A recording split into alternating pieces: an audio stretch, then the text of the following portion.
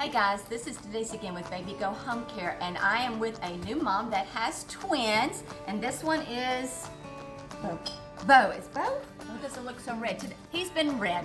So anyways, we are going to do a bath in the kitchen. I've never bathed a baby at home, and I thought it'd be a good time to do one. And so we were gracious enough to come to this home in Texas, for all places I'm in Texas. And we are going to bathe this baby. So I'm going to show you all my tips and tricks and hope you learn something.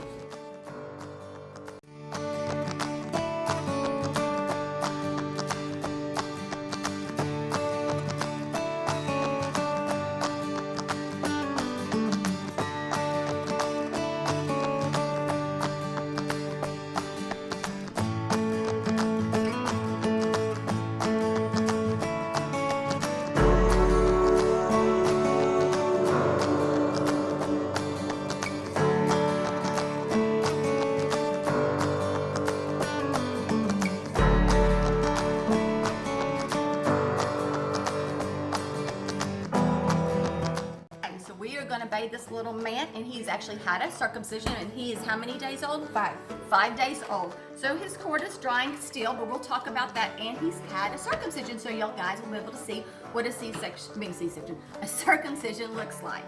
So right here in the kitchen, we're going to lay him down, and a little trick I've done is that I use puppy pads. They're great to absorb, and I'm also had a hair dryer on this so it's nice and warm. So I'm going to be turning this back on, but you will be able to hear me because I'll be dubbing myself in a little bit, okay? So we're going to turn this back on, and here I have a bowl of warm water. And the reason why I keep the warm, it's pretty warm, and of course you're going to use your elbow. Of course, if it's too hot, you don't need to go in there. And while that's warming up on the other side, I'm going to warm up this rubbing alcohol, because when you clean your baby's belly button, they are going to be mad. It doesn't hurt, it's because it's cold. So if this is room temperature, warm, they don't know if it's water or the bath, and they're not upset about that. Because the faster this comes out, the less smelly your child will be. So, there we go. Okay, so we are going to take this off, and if you want to come around, you can kind of see his little wee-wee. So this looks really good, and she was asking about the film around it, and that is perfectly normal. We're going to clean that off with warm water. So of course, if he gets any meconium or stool on there, we would wipe it off. I don't recommend wiping it off with a wipe, because wipes, I don't care, all of them have alcohol, and rubbing alcohol hurts. So we don't want to do that. Okay, so here we go. I'm going to turn on the heat so he doesn't get too cold. Oh, okay, so I've removed the background noise so you can hear me better. So what I'm going to do is I am going to actually put this diaper back over, so if he gets a little cold, he will not TT on me. And that little blue line already means that he has a TT. So a simple trick not to get wet when you're changing them is to put a baby wipe and wipe it across their tummy, so they will TT on the diaper and not you. So what I'm fixing to do is I have wet a washcloth just with warm water, and I'm going to have you use your pinky or a very small finger and go from the inside of the eye to the outside. And while you're doing that, you can just do a very small massaging into the inside of the eye, and this will help them not to get so much gook in their eyes, if you want to say. Some people call it sleepy eye, and that'll help open up those ducts, because they are very small and they're very easy to get clogged.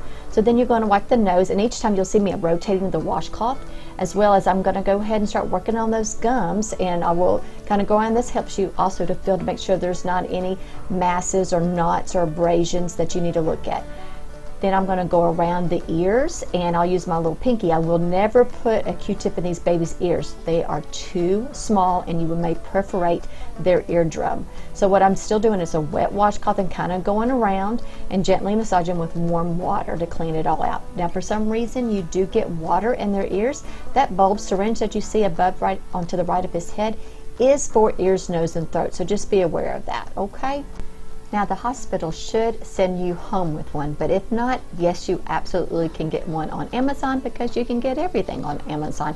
But I would keep it handy for the first 2 weeks. Now, for the next part that I'm doing right now is that I'm just washing the whole face, not just ears, nose, and mouth, and really good wash around the neck as well. Now I'm actually going to put a drop, just a drop of soap for their body. They do not need soap on their face right now. It'll break them out. Even if it's hypoallergenic or organic, their skin is still very sensitive. So I'm just wringing up some warm water and I'm washing, and you want to go from clean to dirty. And that's what I'm just doing, a light little wash. This is a very soft baby washcloth.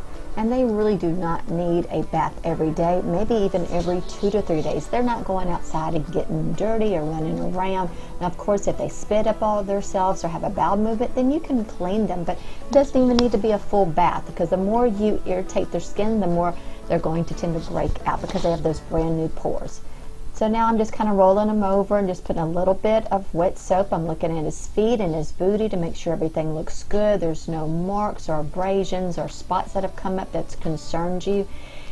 And pretty much that is for the soap part.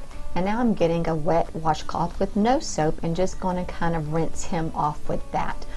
So you've probably noticed that he is pretty red, and that's okay. There's nothing wrong. It's that the newborns are very vascular and they don't have all the brown fat that we do. So for about 3 months, you're going to see him pretty red, and then once he starts gaining weight, you will notice that he will be becoming more of a natural color.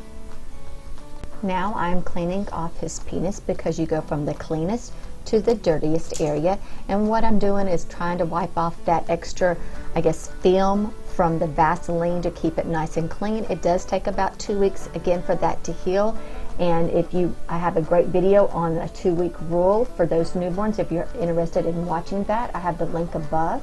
So now I got rid of that puppy pad, which is great. So now we have this warm baby bath towel, and I'm going to wrap him up. And you only want to do either the body or the head, but never all at one time, because they're so little they're going to get too cold too fast. So while he's wrapped up in this warm blanket, I'm going to turn on the water, and I'm of course going to check the temperature and making sure everything's nice and warm. And you can see that my rubbing alcohol is still in there, and I'm going to get that room temperature so he doesn't get mad when I clean it. So as I'm waiting on the water to get warm, I will tell you that the hospital usually sends you home with this fabulous scrub brush that we actually use to clean our hands with when we're going into the operating room. I will show you a picture of it. This hospital did not let them have it to go home with. They gave them a small brush. But what I'm doing right now is just put 1 drop of baby soap on his head, and I'm just kind of rubbing it around. They usually love this. They love that water sound, and they usually are nice and relaxed with it. You do not have to use a whole bunch. You don't need all those suds, but you see that this is the actual comb they gave them, and it's okay. It's not my favorite, and this little man does not have much hair, so it was kind of hard to actually brush through. But I will tell you that the scrub brush that the hospital will have, or you can even ask for one, is great for when they get that cradle scalp. It will lift it up without pulling that baby's hair and actually pulling it out. It's probably one of my favorite things we send you home besides the bulb syringe. So now I'm checking the water to make sure it's not too hot, not too cold, because I'm actually fixing to put his head underneath this water faucet. So what I'm going to do is bend him over, and you'll see I just bent his ears over just like you would your puppy dog. And I'm going to turn him over, flip that ear over, and wet it again.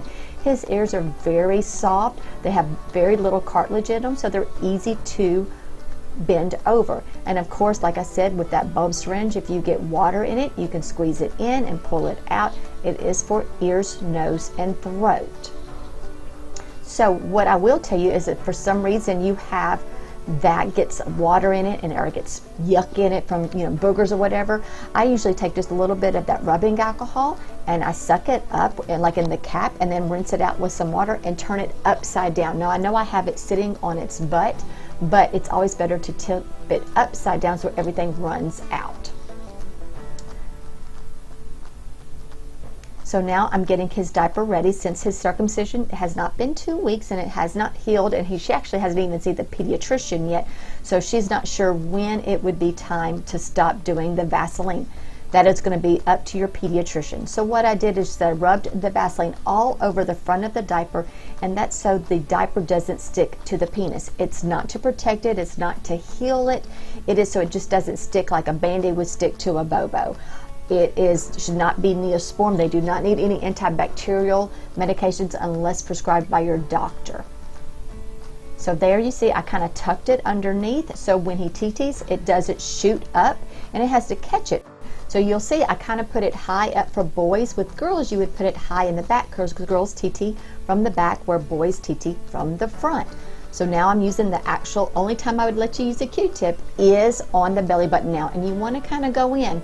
So pediatricians always tell me when they're talking to their patients, if there is not a lot of yuck on that, no yellowy color, no brown color, then you need to go back in. This is dead tissue. It's not hurting him.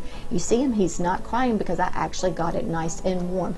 You want to do this definitely after you bathe the baby and probably every other diaper change. You don't have to do it every time. And if you notice their skin's getting too irritated, then only do it during the bath or maybe twice a day until it falls off. And once again, it will take about 2 weeks for that to heal and fall off. So right now I'm just giving him a little tummy time. I'm checking his ears to make sure there's no water in them, make sure the soap's all off. And of course that hair dryer is on and he's loving that good heat that he's getting right now.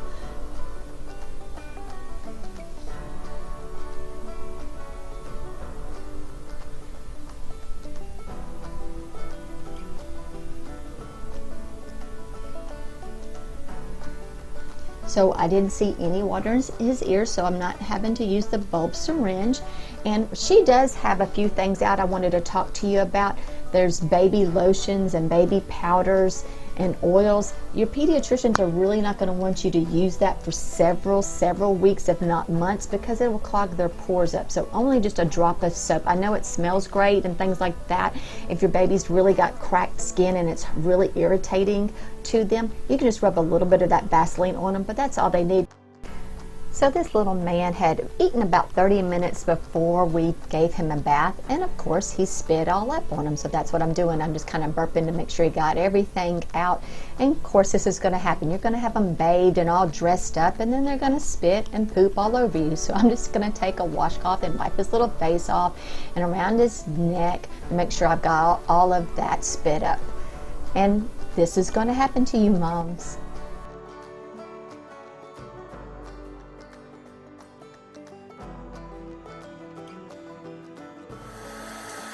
That's our bath.